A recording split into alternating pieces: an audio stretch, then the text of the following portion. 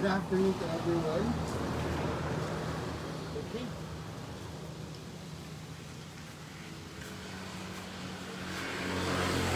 Okay, so good afternoon to everybody and welcome to MASITERA Lifestyle Gardening.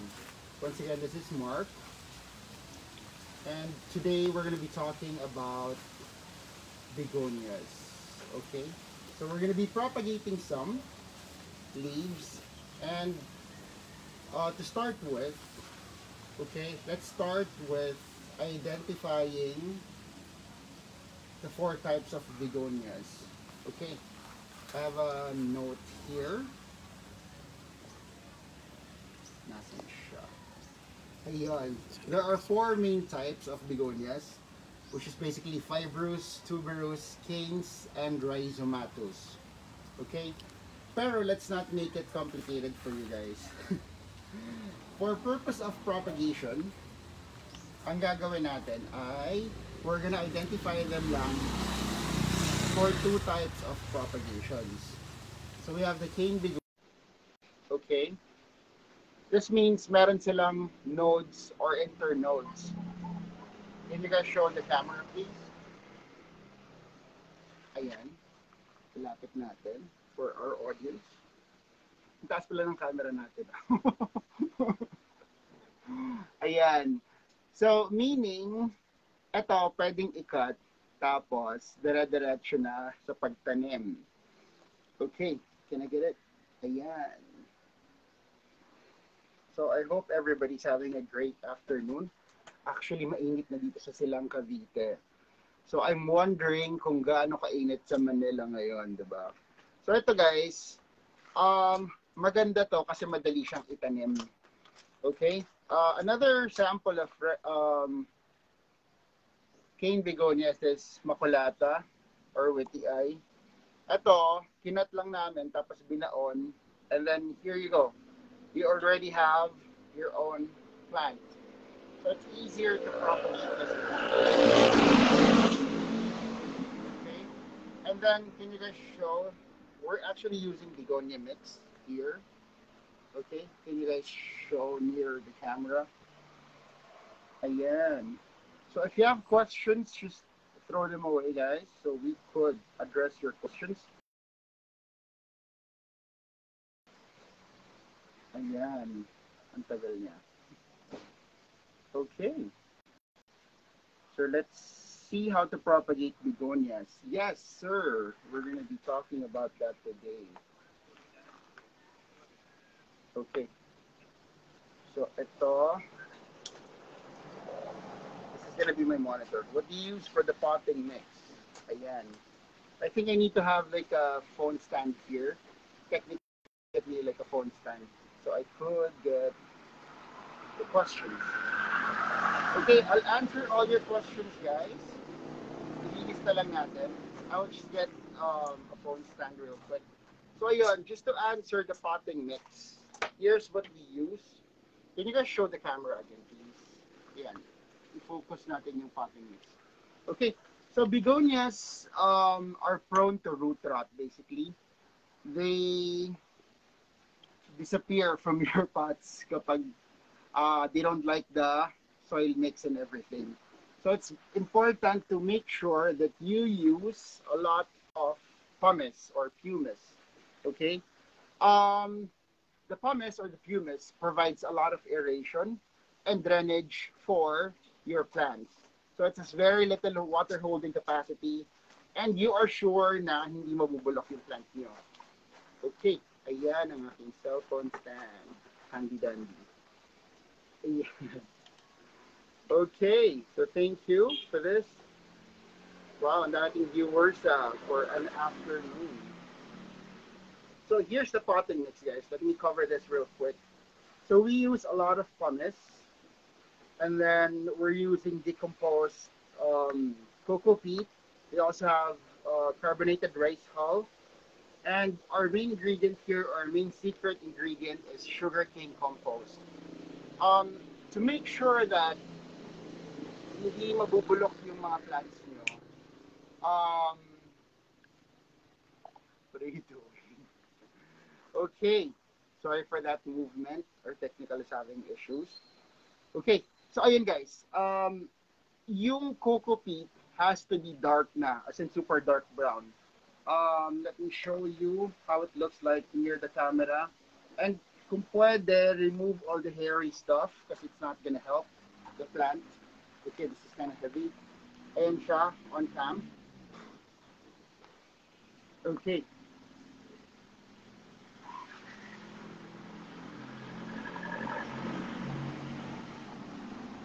So, ayan siya.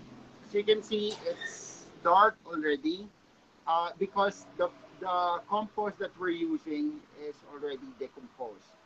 Okay? So, that's very important when you make potting mixes to make sure that hindi siya nakakabulok ng halaman. Okay? So, ayun. Now, going back to propagations. Okay? So, guys, please share pala if you have your plant groups, especially if you're just starting on begonias. I know begonias are quite hard. I have here a sample of a begonia from this is actually from Holland. Okay? Ito guys, it's potted in peat moss. So let me show you what peat moss looks like. Okay? So si peat moss po, okay naman siya for nursery use, but it's not okay for home use. The main problem with peat moss is kapag nabasa siya or pag natuyo pala, mahirap nang basain. So ngayon, the best watering method for peat moss is bottom watering. Now, ano ba ang bottom watering? Bottom watering is you have a planggana, you put water, and then ilulublog nyo sila para to make sure na yung tubig papasok talaga dun sa potting mix. Now, you have to let it stay there for at least 30 minutes to an hour. Okay? So that's how you bottom water. Ngayon, ang question is, before we get into propagation, the question is, how do you repot begonias from other countries? It's best to buy from Holland, guys, kasi nakapat na sila, so very little adjustments. Pero if you do not repot, eventually, mamamatay din yung ating begonias kasi either too much water or less water or kulang sa water. So here's what you simply do. Okay, so here's our pot. Ayan, so this is a bigger pot. Always get a bigger pot. Ayan siya. Okay, what we're gonna do is we're gonna fill out this pot, half of the pot with the potting mix.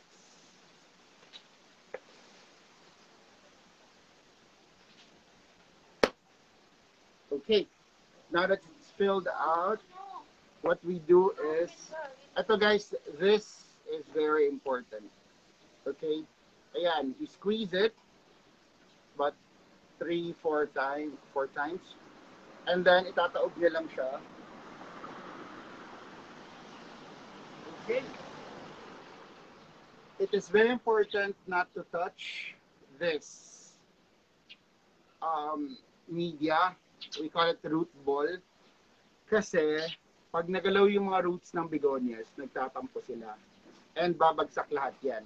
So, never touch the media where it came from.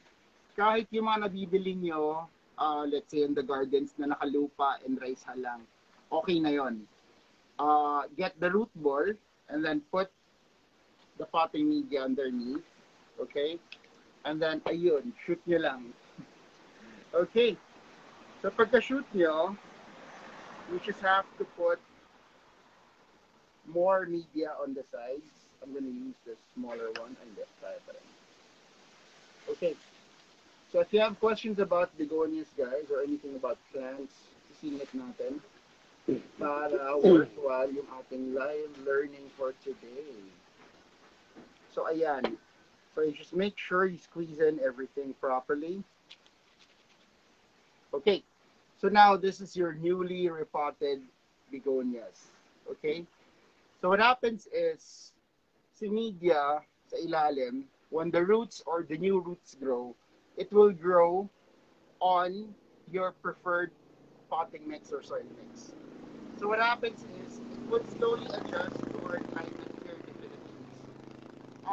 Alam ko marami nang natatakot for summer kasi begonia namamatay and everything. But you'll be surprised actually.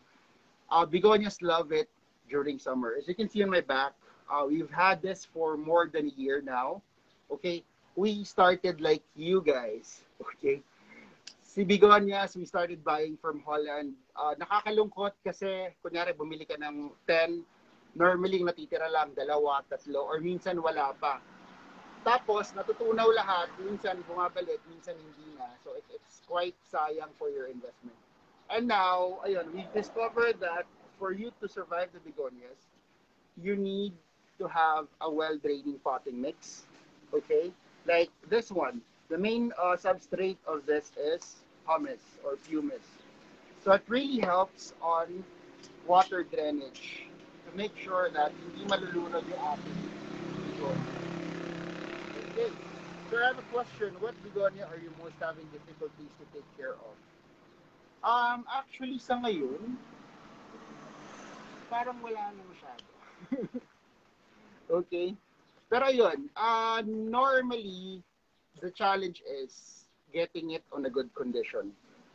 When you buy begonias, lalo na from Holland, you have to make sure na maganda pa talaga yung plant when you receive it. Kasi pag medyo pangit yung itsura niya, guys, ibig sabihin, malapit na siyang mamatay or matunaw. So now, pag maganda naman yung supplier nyo, most likely your plants would easily adjust. Like what I showed you guys, just remove the old potting mix or the old pot, and then yung buong potting mix na ilagay nyo ng buo, tapos sa ilalim ito. So basically, yung drainage nyo doon, maganda. Kasi yung tamang potting mix na nasa ilalim yun. Hindi siya mabababad sa tubig. So pag tubo ng bagong roots, okay na. Hindi na siya nahihirapan. So ayun. For propagation naman, actually, si propagation kasi depending on the leaf. Okay. Katulad nito guys, this is a very nice leaf. Can you guys focus on the camera please? Okay. Ayan. And then balik rin natin. Okay. The veins on the leaf. Okay. Ayan. The veins on the leaf has DNAs of the plant or what you call meristem tissue. When you propagate this, you simply cut. Parang, nasan yun? Parang ganito. But later on, we're going to show you how it's cut. Pero yun, I'm gonna show you different types of cuttings. Ito ay cane begonia. Let's start with this. Okay. So what you do is you simply remove the leaves. Ito, when you start propagating. Okay, tanggalin nyo to. And at least 2 guys.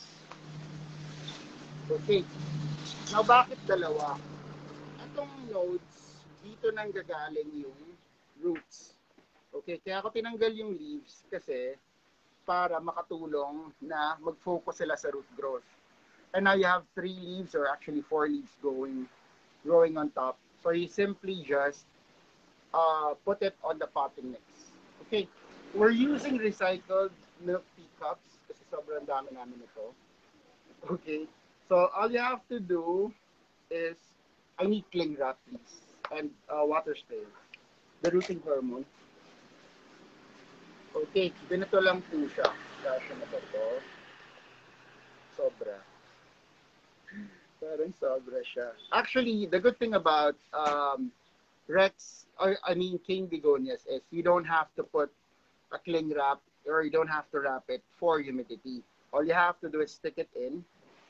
Okay, I think we have to put more. And can you get the sprayer of the white sprayer? Okay. So, ayan, let's put. Okay, I think we need a stick for this. Can we get a stick? Okay. Guys, wag niyo itusok kasi mababali siya. I need a stick. Barbecue stick. Any kind of stick. Somewhere there, I think there is. There. We have one on the back of the bilipay.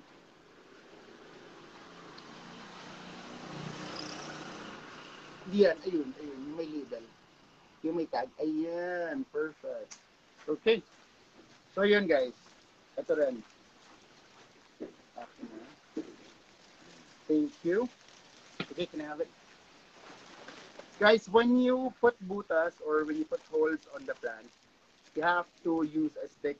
Kasi pag ito yung ginamit nyo, baka ma-stress siya. Ayan. Let's make sure it's deep enough. Okay. Ayan, let's nip-tuck-tuck. Put the leaves out. Okay, that's as simple as that. And this one is a solution of rooting hormone. You have to make sure that you always use rooting hormone every time you propagate to induce help in rooting the plant. Okay. So you have to make sure that the nodes are under the soil. Okay. So now we spray it with rooting hormone. Again, this will help the plant on getting its roots.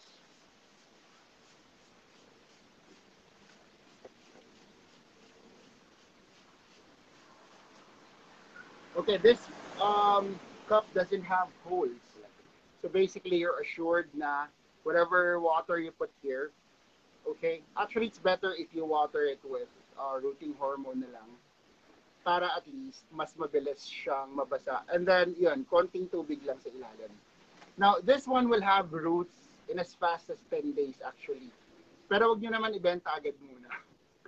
Siguro mga 3 to 4 weeks if you wanna resell them or trade them to a friend, okay na siya.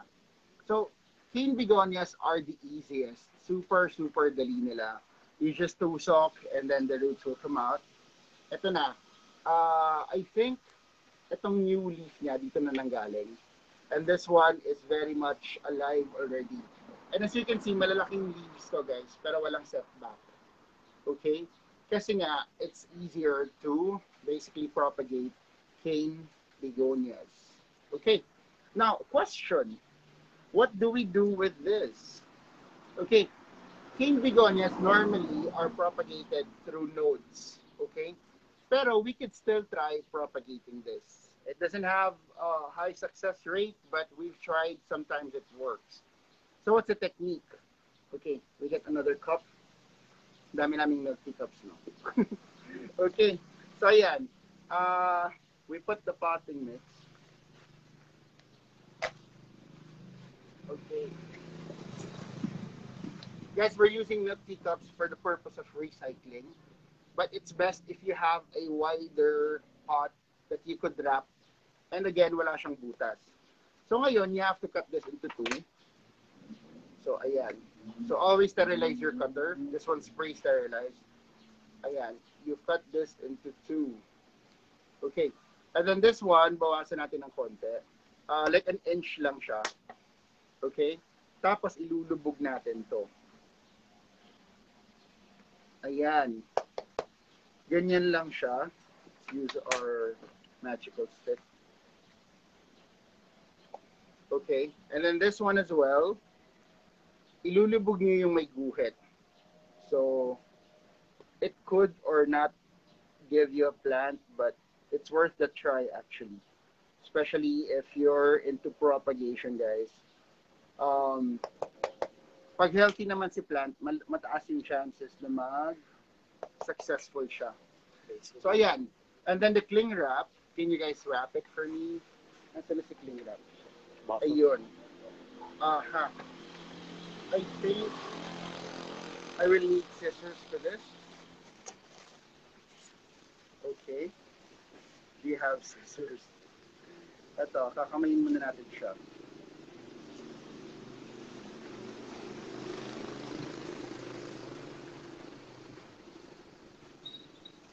Ayan. So we divide it into according to size. I don't think we could cut this, but let's try. Hindi siya kaya. Scissors! Akin na. Dito. Okay. So let's cut it according to the size of your cup or your pot. Wow, ang talas. Okay. Wala namang mas matalas dito. Okay. Ayan. So just get this, guys. And again, before you close the lid, you have to spray a lot of rooting hormone.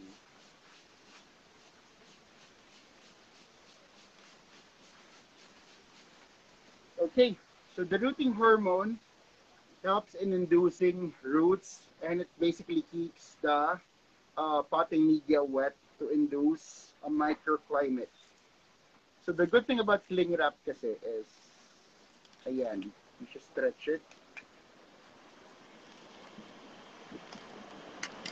Okay. And didikit na daw to, pero parang hindi. I think we need to put tape here. Or rubber band if you have. Pero this is the idea, guys. You have to put a cling wrap. Can you guys show on the camera? Okay. So either put a rubber band or a tape on the cling wrap area. And ayan, it creates a microclimate. Now, you should always have the moisture bubbles every time. Kasi, pag wala na siyang moisture, matutuyo po siya. So you make sure you have water. Ito, hindi lang nakikita eh. Dapat you should have enough water underneath.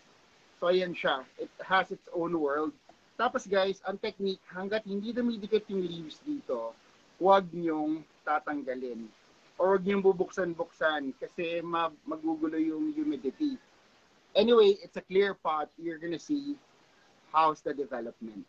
Diba? So, today is, anong date ba ngayon? Feb 15. So we're going to show you the progress of these propagations after 2 weeks. We're going to pull it para makita nyo yung progress. I think we have some questions. Okay. Either you put a rubber band here or a tape. So, ayan. Tabi na natin siya.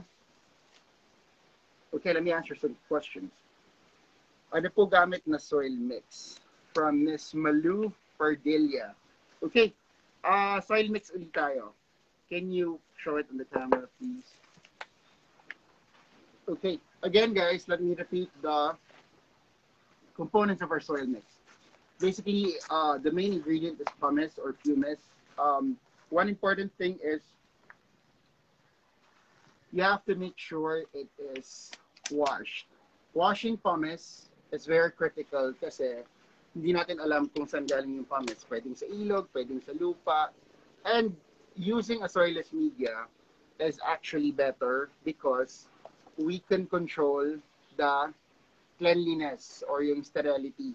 Dapat walang mga components kasi kapag ganito, kinulog nyo yung lupa, guys, or kung may lupa man, mabubulok yung plant. Okay? So, ito na, may rubber band na tayo. Thank you, technical team. So, ayan, may rubber band na. So, ayan, pakita lang natin. Okay. So, that's how easy it is to seal the cups. Ito, si King Begonia, kahit wala na. Kasi these are easy plants naman eh. Okay? So, ayan. Again, this is a sample of a successful propagation. Going back to the potting media, so we have pumice or pumice. Yun, hugasan po natin siya, patuyuin, hugasan na maayos. No need to put soap. Okay? Hi, Miss Ria Rivera. Good afternoon. Ayun po, sinipag po tayo mag-live ng tanghali. Ang init sa garden, as in. Napawisan ako. Oh, si Miss Hazel is here. Hi, Miss Hazel. Okay. So, ayun, going back to the potting media, let's focus on this. Again, pumice, and then we're using decomposed cocoa peat. Kailangan medyo black na yung dating niya to make sure na pwede na siyang gamitin for begonias. Guys, make sure that you use the right potting mixes kasi sobrang arte ng begonia. Our begonias here at the back, we water them every day. Sometimes pag mas masipag ako, mga twice a day. So, hindi siya nabubulok. Lalo na pag summer, gustong-gusto nila ng water. So, ayun, pumice, decomposed cocoa peat, decomposed organics, and then we also use carbonized rice hull. And our main secret ingredient is sugarcane compost. We also put together with the potting mix, Sinin Gold, a pinch of it kasi kailangan medyo may antibacterial properties na siya, meron na rin antifungal and anti-pest. Okay? Now, just to show you some results, guys, Ito na yung pinakaabangan na segment. Okay, pakita natin sa camera. Okay, we're using this, ayan, kaya ko yan. Big rectangle tubs, okay, or basin to basically propagate. So, ayan siya. We put the potting mix na medyo moist. Tapos, we put the leaf cuttings. Okay? And then, saka namin siya tatakpan ng plastic. So, you put the cling wrap all together. So, dapat takip talaga siya. And these are babies. Okay? So, this has been here for, I think, ilan na ba to? 2 months? 3 months. Okay, 3 months. And ang bilis, diba? So, ito, anong tawag nila dito? Beef steak? Yes, Daw. the beef steak. Daw. Sabi. Okay, I'm sorry guys, I haven't Begonia memorized all the begonia names kasi there are about 2,000 types of begonias. Okay? So, I'll give you guys a quick close-up of the plants. Okay, can you bring it near the camera? Okay. Ayan, so you can see. My questions ba? How often should I water with the begonia? Ms. Ria Rivera Yap, you have to water every day. Para, kasi the problem with other types of begonia mix is knowing when to water. Sometimes sobrang basa niya, tapos nag-water ka uli, nabubulok. Sometimes naman sobrang dry niya, nahihirapan din yung plant, nabubulok. So ngayon, para madali, ang schedule ng watering ng begonia mix ng Masitera is every day.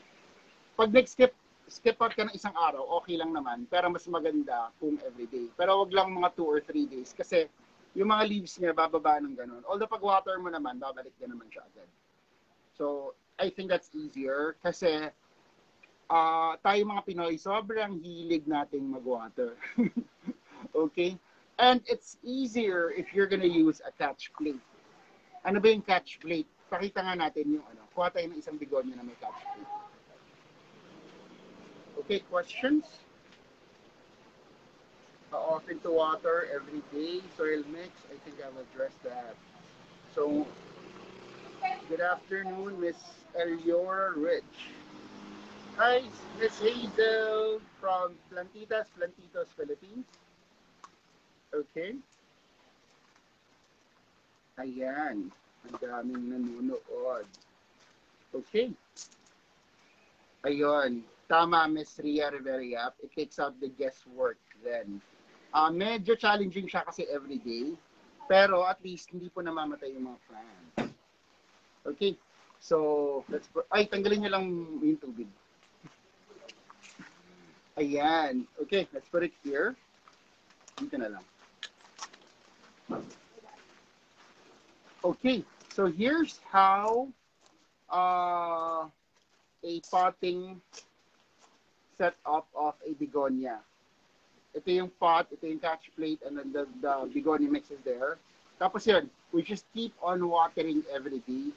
Ngayon, pag medyo matagal kayong mawawala, guys, you have to water and make sure na merong sa ilalim. And then one more thing is, when you water, guys, wag ganun lang ng ganun ng hose. Dapat, the hose should stay on the pot for at least 5 seconds. Okay? Mas maganda kung 10. Okay? So, ayun. The catch plate, ayan. Makes sure that, ayan, it gets the excess water.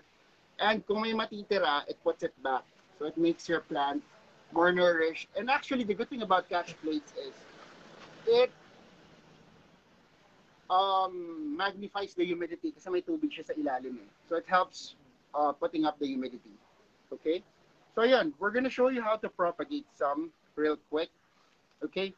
This is one of everybody's favorite. It's a Masoniana.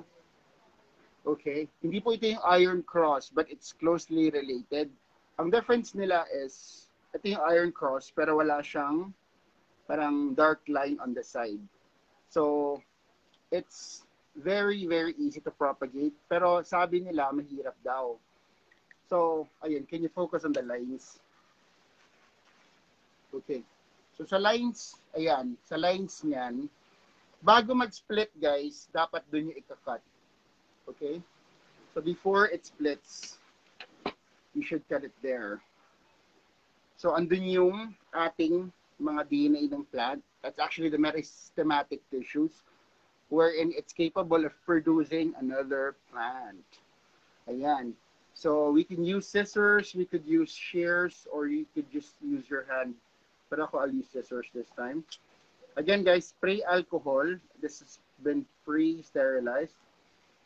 Okay. So, once again, ayan, you should cut it before it splits. So, ito naman, pwede ba itong itanim? Pwede ba? Okay, pwede. That's the good thing. So, ayan, can you guys cut the, ano na, so it's ready. Ayan. So, we're gonna be putting this.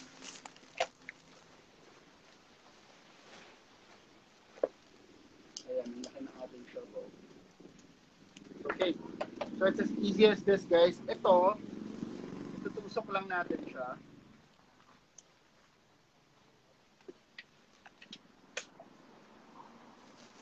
Iron will shoot. Okay, just like that. Diba, ang dali. Tutusok niya lang siya and then a plant would come out there. Can I have my rooting hormone? Ayan.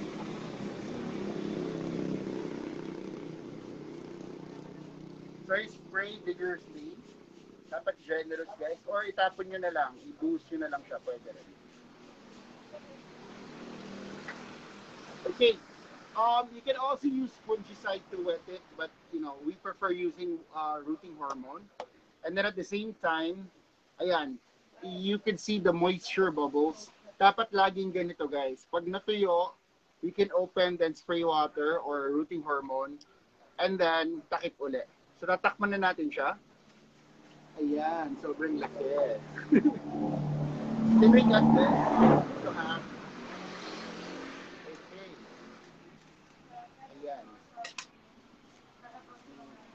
Ito pa. Parang mas, ayun na lang. So guys, ito, or kung nasa inyo pa yung takip, kaya lang sa milk tea kasi binubutas eh. Kung nasa inyo pa yung takip, the better. If not, then, ayun. And rubber bands are your best friend when you're propagating this. So ito lang guys. Guys, hindi siya pwedeng maarawan. So we put it under the rack. So yung sa plant rack, dapat ano lang siya, bright shade lang siya. Bawal siya maarawan kasi matutuyo agad and then hindi ma-develop yung roots. So ayan, that's as simple as sealing your propagations. Okay, let's go to the bigger ones. Ito medyo mahirap. Okay? Again, we cut it before it splits. So if there's any questions, just let me know. Pwedeng makita itsura ng nakat po. Ay, yeah, sorry. Ito, hindi ko napakita. I'm so sorry. Ayan, that's how it looks like. Okay, can you see? Okay. Ayan.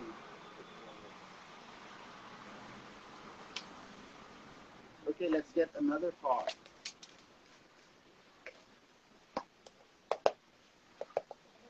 Okay, we have a pre-cut yung may petiole. Actually, mas mataas yung percentage na mabubuhay itong may stem or yung may petiole. So this one's more fun actually. Pero yun, nabubuhay din naman yung other half. So make sure to put it in the middle. Medyo mahirap lang to guys kasi malalim ha. Kaya ako kinontian lang yung yung potting mix kasi at least it would have this height to grow before we put it out. The humidity actually helps in making it faster.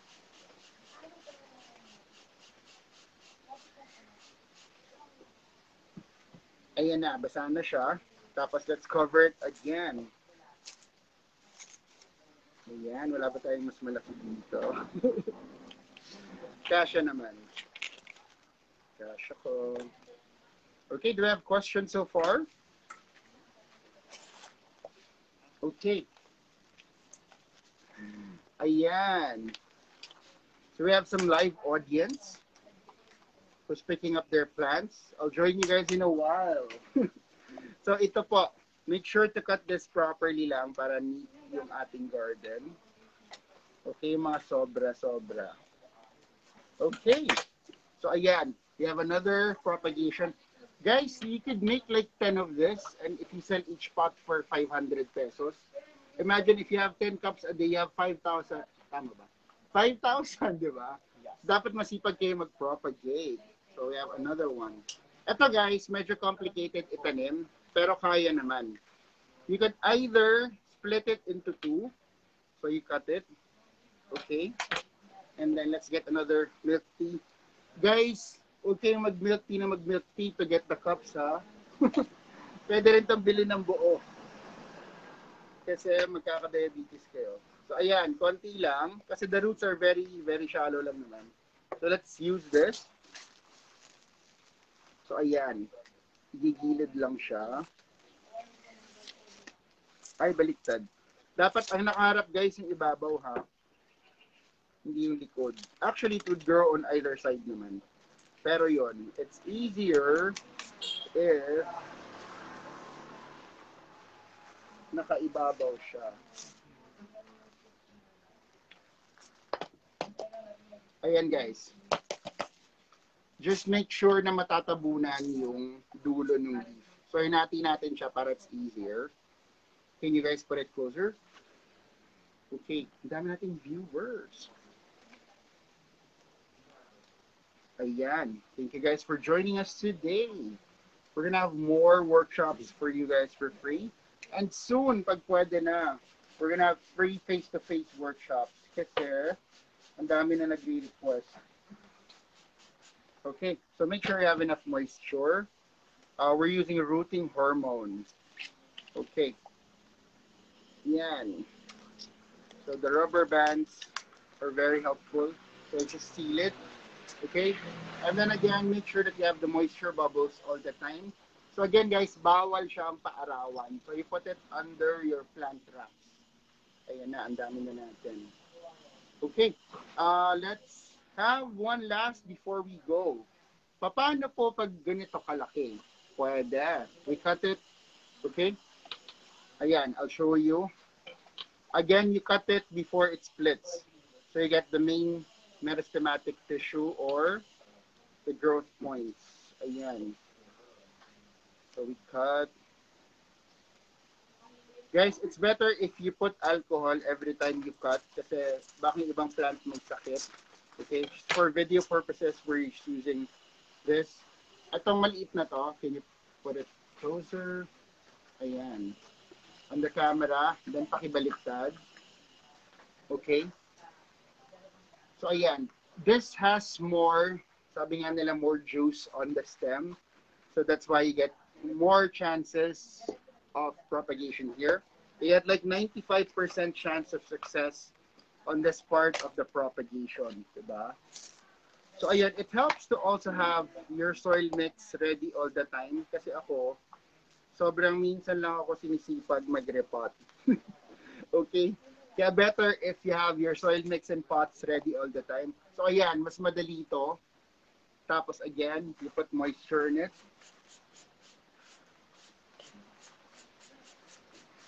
Make sure it's not too wet, guys, kasi baka mabulok din. And again, you can also use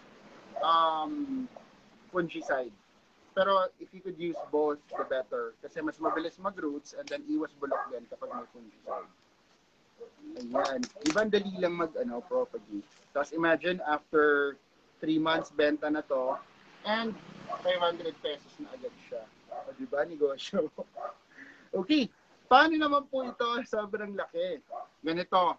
There are some people who would still split this, pero ako, I do not recommend.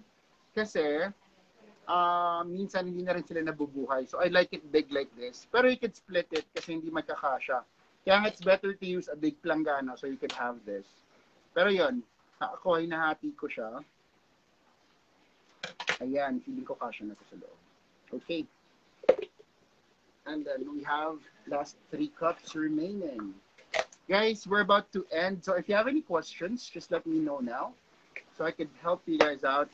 But don't worry, we're going to have more, plant questions with Masitera so that we could all learn together.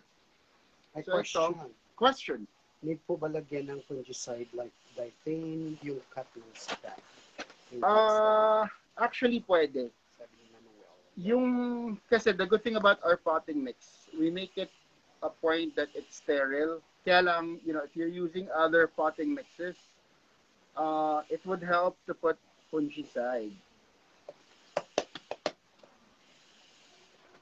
Okay. So again, you make sure that you have,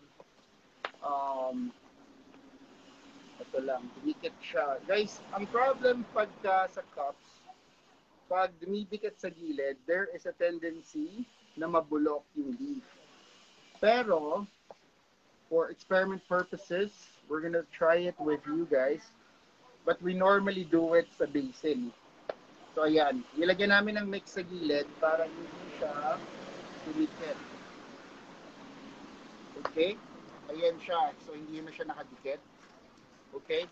And then you're gonna have little babies there soon.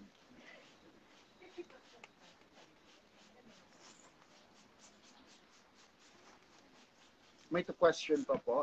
Yes. Another question. Grabe niya yung naghahabol ng question. May butas po ba sa ilalim ng cups? Wala po, Miss Annette Gomez.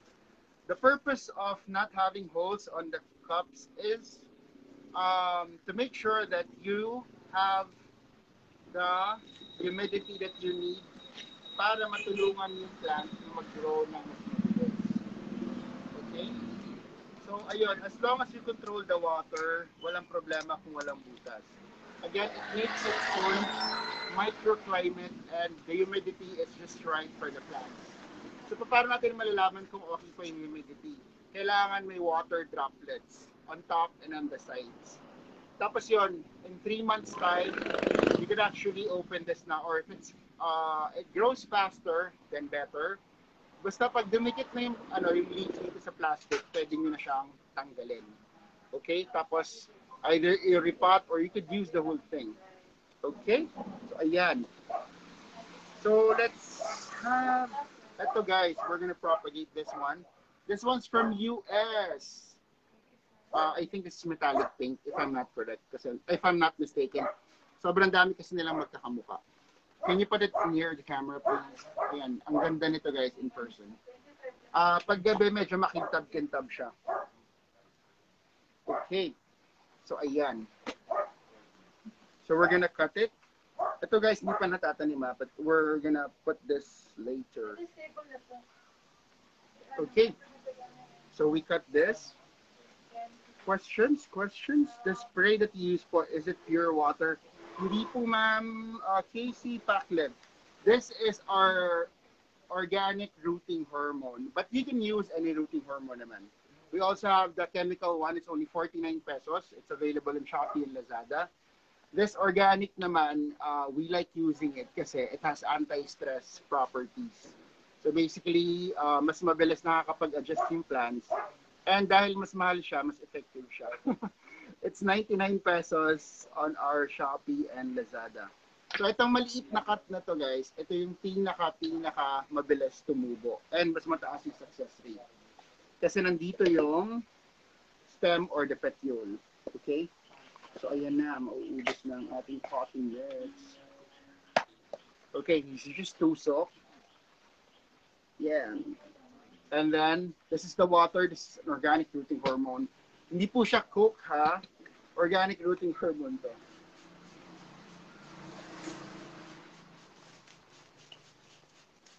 Okay. So, you make sure you have enough moisture inside. And then the plastic. Okay? So, you cover it again with plastic. Do we have enough? Hindi yan kasha. Kasha ba siya? Okay. So, again, ito, itatanim din natin siya. Okay? It's better if you have it on a planggana, it's easier. But for the purpose of recycling, we're using milk teacups. Ayan. Diba, napakabilis ng ating mga technical team. Sobrang prepared. Okay, thank you. Ayan. So in our next sessions, we're gonna show you guys how to propagate philodendrons naman. That's actually my favorite. Si Begonias, sobrang binaha yung page namin ng tanong as in ever since we, had this as a topic. Kasi Begonias are really stubborn. They're partly succulents, but if you get the secret, sobrang saya nila kasi ang bilis nilang padamihan. So there's another one. And then ito ang last propagation natin for the day. Okay? I don't know the name, but I love this color. Can you guys show it on the camera? Sobrang silvery siya. So ang social, di ba? Okay. So ayan. So again, we cut it on the veins before it splits. So ganyan lang siya. So, di ba, ito yung mas malaki, ito yung mas maliit, pero ito, super, super easy to propagate. When repotting, do we need to separate the babies or repot as a whole? Ma'am, actually, depende po sa inyo. Pero, you wait for the babies to come up all the way to the plastic dito. And then, depende sa inyo. If you want to let it stay here, it's okay. If not, then you could repot. But make sure when you repot, do not remove the root ball. Kasi they're very sensitive. Okay? So, kanina nag-repot tayo ng Holland. Pinakita ko sa inyo, yung buong potting mix kailangan kasama, yung galing sa Holland. And then, ayun, it's as simple as that. So, tusok lang yung petiole. And then, put, again, the rooting hormone.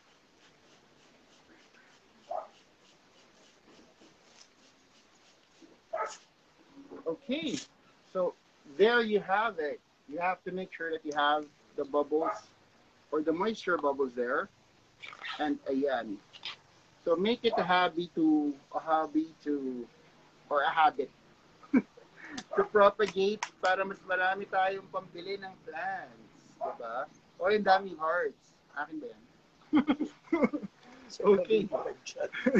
Kala ko kay Cassie. Wala yung mga Broom family natin. Wala sila. So, ayun guys. If, ano daw? Si Malu. Okay, to Miss Malu. Okay, pa-message na lang po sa page. And for our products, guys, it's available nationwide on our resellers. And it's also available on Shopee and Lazada. Okay? So, ayun, I hope you guys, ayan, merong broom. Sino to? Ayun, Gian Palo Ramos. Kasi may nag-broom. Ano ba yung broom? May pamotor daw. Ayun. Okay. Ayun, si Cassie. Ali ka dito, mag-hi ka kay Sir Gian. Okay. Hi, Sir Gian. Broom. Okay, my last question. Last question to guys before we go. Potting mix po. Ito po ang ating potting mix. Okay. Again, this is composed mainly of pumice or pumice. Kailangan po nating hugasan si pumice or pumice. Okay. Kailangan malinis siya bago nyo gamitin. And then we use black cocoa peat. Si black cocoa peat is very old. It's about 2 years old. You have to make sure na decomposed siya kasi yung fresh cocoa peat, we've tried, hindi masyadong maganda ang growth. Okay? Kita nyo naman ang growth ng ating mga plants. Galit na galit sa mga leaves. They've been here for more than a year. May bubong po ito, pero kahit sa ulanan, pwede sila. Pero kailangan may shade net po ang begonias. At least 50%. Hindi silang pwedeng direct sun. Okay? Now, going back to the potting mix, you have pumice, black cocoa peat, you have carbonized rice hull, and we also have some organics. Our secret organic is sugarcane compost, and we also put neem oil, or hindi pala neem oil, neem gold here on our potting mix. Okay? So, ayun. Avoid using soil, guys, kasi nabubuhay naman sila sa soil. Kaya lang napansin ko, pangit yung mga dahon. Parang lagi silang sakitin.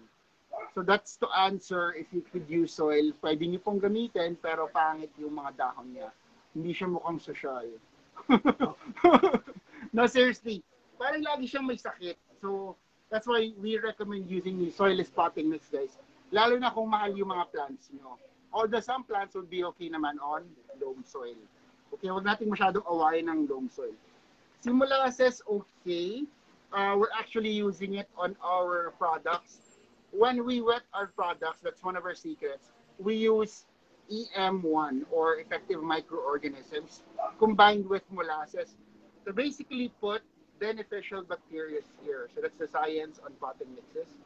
Pero medyo mahirap i-explain yun, guys. Pero yun, that's how we do it. We basically incorporate, some probiotics on the mixtures. That's one of our secret ingredients. And, it makes sure that your potting mix is healthy agad for the plants, diba? You have biofungicide, you have everything. Kaya nga, even our rooting hormone is organic. Although there's nothing wrong naman with using the mura one. We have the green one din eh, the parang anaa. Okay, that's the rooting hormone. Basically, it's the same function. Okay, this one's more expensive because it's organic and it's more effective on relieving stress for your plants. And for our pesticide and fungicide maintenance, we only spray neem oil once a week, every Wednesdays. Ang technique lang sa neem oil, guys, kailangan gabi, 6 p.m. Tapos, Thursday morning, we water very, very early. Dapat bago mag-8. Okay?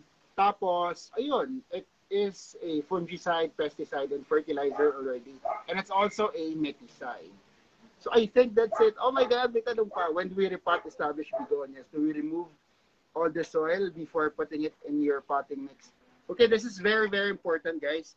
Do not remove the soil. Can you get me one more Holland begonia? Pakita ko lang po kung paano mag-repot. I meant those who were planted by sellers and soil. Ma'am, ganito, kahit nasa soil, wag nyo na rin galawin. Kasi na-experience ko, kunyari ito, nakakainin siya. Pag tinanggal niyo yung potting mix nila, lulungkot sila lahat as in. So, sayang. So, ang ginagawa namin, tatanggalin namin yung buo, tapos ililipat na lang namin sa potting mix. Nasaan na siya? Okay na yan. Kahit maliit. Okay, so we're about to end, guys. Pahabol din yung mga questions niyo. Hi, Sir Juan Miguel of World of Aroids. Thank you for watching and supporting Masitera. So, ayan, si Sir Juan Miguel, grabe yung mga plants niyan. Talagang, collector's items. Okay? So, ito, this one's from Holland. All you have to do is squeeze the pot. Okay? And then, you tanggal everything. Sumama ka. Ayun yung sumama. Okay. Squeeze the pot. Okay, ayan. So, when you squeeze it, guys, kahit peat moss, kahit lupa, or kahit ipa, kung ano man yung meron, kunin nyo ng buo. Do not try to remove anything kasi magtatampo po siya. Tapos dun sa ilalim, lagyan nyo na lang ng potting mix. Make sure na halos doble yung height niya. So kung ganito siya, dapat yung bagong pot nyo ganito. Para yung tubo ng bagong soil, bagong roots, dun na sa bagong soil. So that's what's best to do. At least yung establishing grounds ng bagong roots, malinis na. Kasi potting mix na siya. Okay? So I would love to stay with you guys, but I have to go.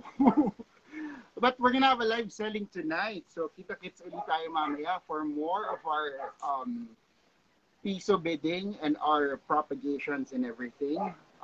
Thank you so much for joining us today on our begonia session. And if you have any follow-up questions, just message the page. Pag medyo komplikado yung tanong nyo, send me a video of your plant. And I will give you a call to guide you thoroughly on everything about your plants. Okay? So, thank you guys. Good afternoon. Stay home, stay safe, and enjoy your plants. This is Mark of Masitera. Bye!